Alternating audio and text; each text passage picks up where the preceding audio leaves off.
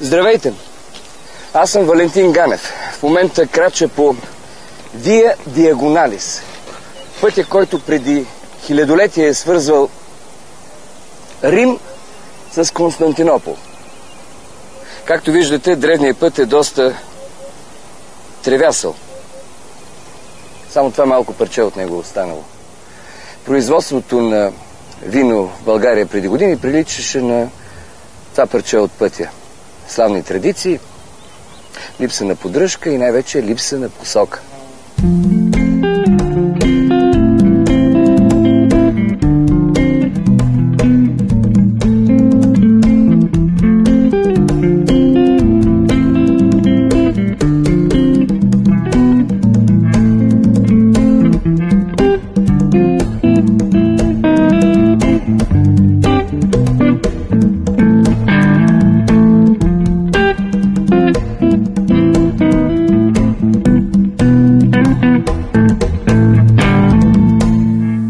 Добре дошли в Теруар, българското предаване за висококачествени вина. Теруар. В тази дума се крие неуловимия субективни критерии дух на виното. А как да се опише духа? Край Вия Диагоналис била издигната тази крепост. Нарича се Кастра Рубра, червения замък. Днес обаче ние ще ви разкажем за една друга крепост. Винарска изба Кастра Рубра.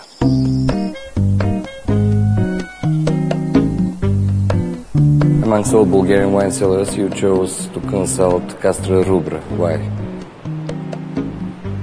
You know, I think there is not a lot of infrastructure like we have in Castra Rubra. And we did here certainly the most beautiful winery we can see in Bulgaria now. So, of course, we don't do that just to watch, just to visit. We do that because it's efficient in winemaking.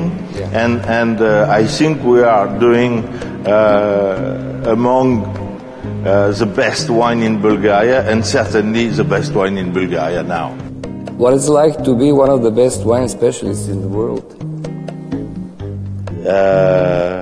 Except myself? Meaning yourself, exactly. You have the answer. No, seriously, there is a lot now.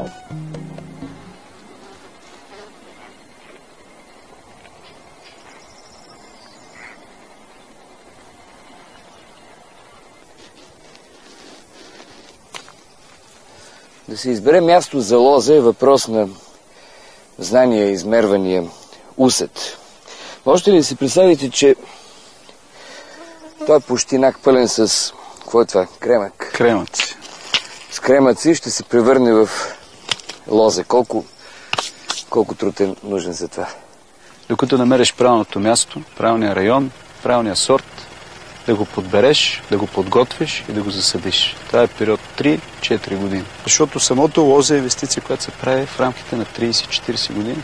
Се преминава през един процес на обогатяване на почвата с органично вещество, чрез вкарването на 2 последователни години на зелено торене. Извинявай, зелено торене, това какво значи? Засаждаш култура, зелена култура, която е с голямо количество зелена листна маса. Тя обогатява почвата. Да, ти я заораваш в земята. То е значи сурго, веднага на есен ръж, след което вече имаме период, в който се вкарват съответните разрешени биоторове, вкарване на различни продукти, съдържащи калци, това е мраморното брашно в случая. Минава се репериране на земята, при което по-големите скали се натрушават. Така. Защото камъка веднъж задържа влага и втори път задържа и топлина. Нещо за това желязо да кажеш. Нарича се регулвач. Използва се за подготовка на площите за лози. Има възможност да слезе до 1 метър дълбочина и да обърне пласта. И това създава фактически мястото, където да се развие кореновата система на лозата. След като се извърши тази манипулация, се преминава вече към засаждане, но не веднага, след някакъв период от време, обикновено 2 до 3 месеца. Използва се стандартна технология, правиме дупчица, в която слагаме растението, поливаме грижиме се след това за него, след което преминаваме към формирането, поставяне на конструкцията. Масата от новите лозя се правят с акациеви колове. Това ли са дървените колове? Да, декар влизат от порядъка на 117 кола. Добре, как го забиваш в тия кремъците? Трудно.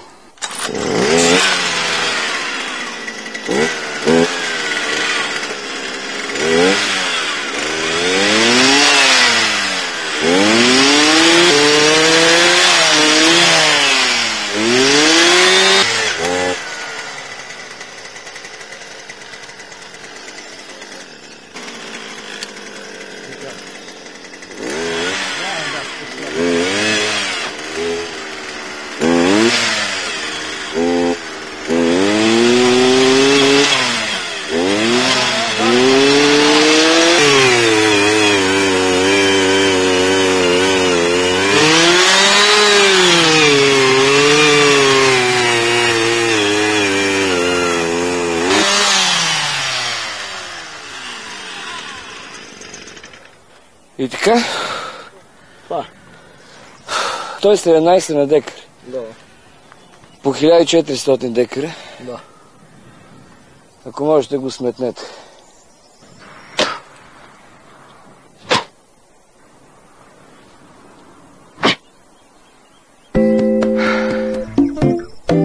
Лозята на Кастра Рубра са създадени от няколко сорта, като основни сортове са червените. Районът предразполага отглеждането на червени сортове. Масовият сорт е Мерло, но тук има Каберне Фран, Сира. Има интересни нови сортове като Малбек, бели сортове като Пино Гри, червеното Пино Нуар и така нататък. Общо взето около 15 сорта са включени в лозята, като една част от тях са вкарани в един масив, наречен от нас лаборатория, където на площ от по 10 декара са засадени различни такива сортове, за да може във времето да се видите как се развиват в един по-топъл район. Никога човек не знае дали не е учил точното място за получаването на едно ново вино, едно ново грозде. Като технология, общо взето това е, може би, една от най-рядко прилаганите технологии на отглеждане на лозя в България, тъй като това е тесноредово лозарство. Лозята са засадени по схемата 1,80 на 1 метър, което гарантира около 555 растения в декар. Когато в по-силни години лозата, когато дава повече плод, се минава няколко пъти, за да може да се подберат най-качествените гроздове. Тоест тези, които са повече, ги отнемате? Абсолютно, да. Има резидба на зелено. Просто се премахват гроздовете на зелено. Резидба на зелено. Значи вместо да се борим за по-висок добив, бутаме гроздове. Абсолютно, да. Това е идеята. Като ние сме лозя, които от трета година в момента сме в преход към биологично производство. Тоест при нас използването на конвенционалните продукти, които масово се прилагат в лозята навсякъде, не е разрешено. Сиреч, изкуствени торове и такива работи? Не. Да. Когато искаш да правиш биологично производство на какъвто и да е растителен продукт, имаш един преходен период, който е в продължение на 3 години. 3 реколти трябва да добиеш, след което получаваш този биосертификат. Разбира се, за да получиш биосертификат, трябва да отговаряш на доста критерии.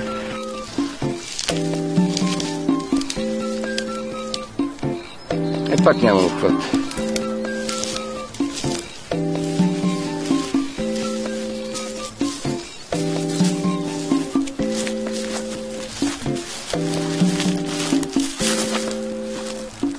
Няма обхват, това е.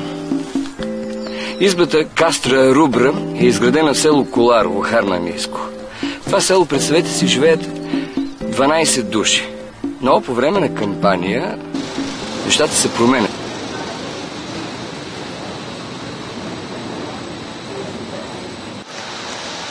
Какво се случва тук? Тук приемаме гроздето в касети по 12 кг. Идеята е да не бъде смачкано.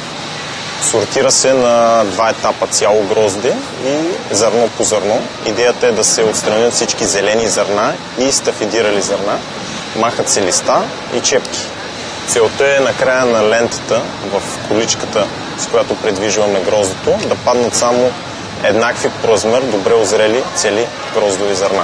Днес постъпиха 16 тона, необходими да напълним един винификатор и ще ги преработим в рамките на деня. А за цялата кампания? 1000-1500 тона. А защо го охлаждаме? Това е сух лед, нали?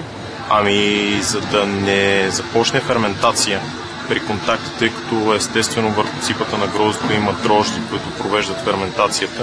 Желаем температурата да бъде ниска, под 10 градуса. Обикновено ние поддържаме 6-8 градуса.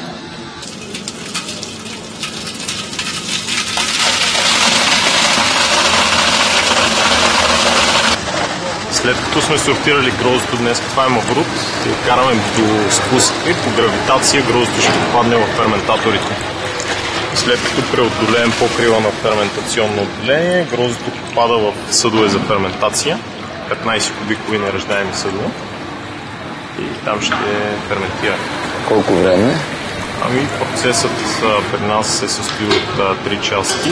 Мацерация, процес, при който течната фаза и гроздото, твърдите части, се намират в контакт без да ферментират. Обикновено това е процес между 5 до 10 дни. За най-хубавите грозда може да достигне 15-20 дни.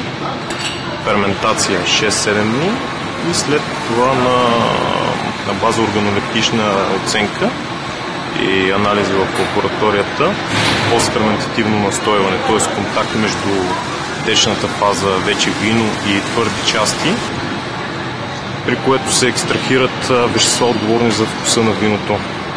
Т.е. се формира вкуса на виното. И това е така наречената постферментация.